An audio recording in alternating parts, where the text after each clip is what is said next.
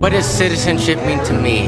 Well, giving back to the community for starters, you know. Citizenship for me is to be engaged with the community. We are a lot in the community of El Paso. We need to be more engaged within the same community. We have a lot of projects going on in the city. We have the potential and the talent within the university that can be expanded and help the community here in El Paso. But we need to be more engaged. So being a good citizen or having a citizenship means to be engaged with the community. Can you tell us what citizenship is to you? A good citizen to me is just helping out in the community, you know, not breaking the laws, following the rules pretty much of like the city, just volunteering, recycling, for example.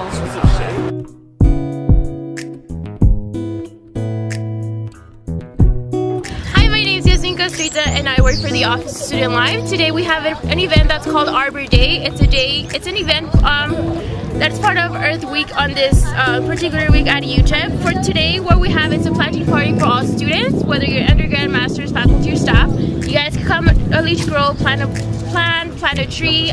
For a tree, we do encourage students to come as a group just because it takes a lot of work.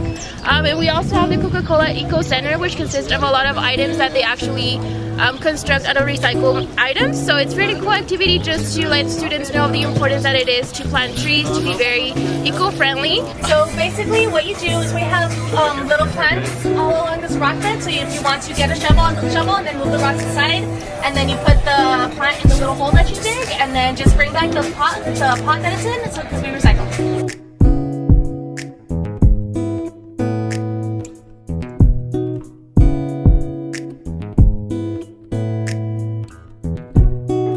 My name is Bruce Earhart. I'm the grounds manager here at UTEP. I've been here for 5 years, and this is part of the process where we have gone in the 5 years from about 2,000 trees on campus to about 3,200 trees on campus in a pretty short period of time. We're celebrating UTEP Arbor Day here in this spring, and that's part of our process of staying part of the Tree Campus USA program. And I like doing it here at Leach Grove as we're doing it today, because this is named Leach Grove because of Dr. Leach, who in 1967 chained himself to a tree here when they were going to build a building on this site because he felt like the campus needed more green space. And this tree over here, the weeping mulberry, that everyone is planting the plants underneath right at the moment, was a tree that was planted in 1970 on the very first Earth Day to honor Dr. Leach for saving this site. And so this is a place that's kind of right up my alley. As we say in the grounds department, every day is Arbor Day here at UTEP, and we're trying very hard to add to the trees, to add to the shade, and create a more beautiful campus environment. And hopefully by planting large plants, sequester enough carbon to help offset what we generate in the operation of this university.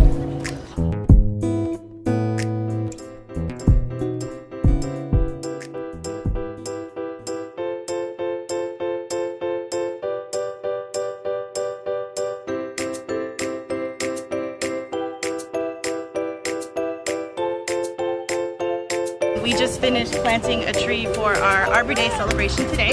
It's also part of the whole Earth Week activities that we have going on this week. And it's really important that we're mindful of our earth and what we have available to us, because it won't always be available to us. So doing little things like this, planting trees, recycling the containers from where we got our plants from, recycling in general, are just some of the small things that I think if everyone as a collective whole would do would really save, you know, our planet in small strides, but it's got to be better than nothing, in my opinion. Like, it helps you feel like you're changing the community in like many ways. Also, I feel like what we should do as a community is like have more students involved to us, say like, you know, going green and helping the environment be better and helping our ozone layer to be protected. I just planted a plant here for the very first time. It felt good. It was nice being back in the dirt. It felt good because we're like making like the campus look greener. It's better. We're giving back to the environment that we all take from it, and at least we're giving something back. It's meaningful because you know that you're having an impact, as small as it might be. And it also is good to know that you're bringing awareness to the problem, that our earth is precious and we don't take care of it as well as we should have. So being able to be integral to making sure that students become aware of how to take care of it and the things that they can do to make sure that we preserve it is a good feeling. It's really awesome.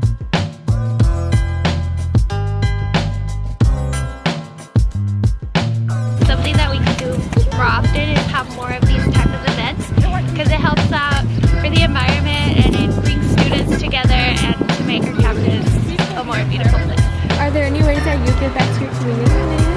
I think like the most basic form that I do is just recycling. Like for example, the blue bins I gave you at your house is just making sure the water bottles are in the bag separate, the cans. So anything like basic like that could also make you a good citizen. We're involved in some outreach programs. I'm actually currently working on a program where we'll work with underprivileged youth, people who have been in juvies, haven't really been given a chance to flourish, and help them out by sort of work with them to improve their lives. This is the best for water conservation, because even though you do need to water this landscape, you have low water usage plants, so you don't have to use a lot of water for it. We do recapture whatever precipitation we get because it recharges our aquifer, so you don't have a lot that's going to be lost to evaporation, and you don't have much runoff. So you will recommend for people to do xeriscaping? Yes, definitely xeriscaping, because it helps with runoff, it reduces erosion, you have that ground cover that's going to soak up, absorb the water that we do get, because we don't get a lot of rain, but when we do, man, do we get a lot of it, right? So this also helps to reduce that flooding, okay, versus this is promoting flooding. This is not only promoting flooding, it will soak some of it in, but you're going to get not just flooding, but a lot of erosion with it. And with that, it goes into our storm drains, and if you get a lot of dirt going in at once, it's going to back up, and it can clog our sewer system, right? So with that, you get that overflow, and you get that flooding as well. So a lot of times during monsoon season, we get those floods in El Paso, and sometimes, people are going to say, well, we didn't have a storm system set up here. And the truth is that we did, that they're clogged. It could be clogged with the soil. It can be clogged because people are throwing tires into those storm drain systems, and it backs them up. And so those storm drains can't do what they're supposed to do, and that water flows out. So what people can also do is make sure you get that ground coverage for one, so you get that percolation, but also make sure that you're reducing as far as pollution goes, right? Make sure that you're not illegally dumping those tires or mattresses or whatever into those storm drains, because it backs them up and causes that overflow. We recycle rubber products from defective parts from the automotive industry to rubber tires, and we're also starting to work with plastics and other materials that are problematic for local municipalities and companies. Three persons that are really out on probation because they have a job. Right now we employ 5 people out of the highway house, so that's our way to give back to the community.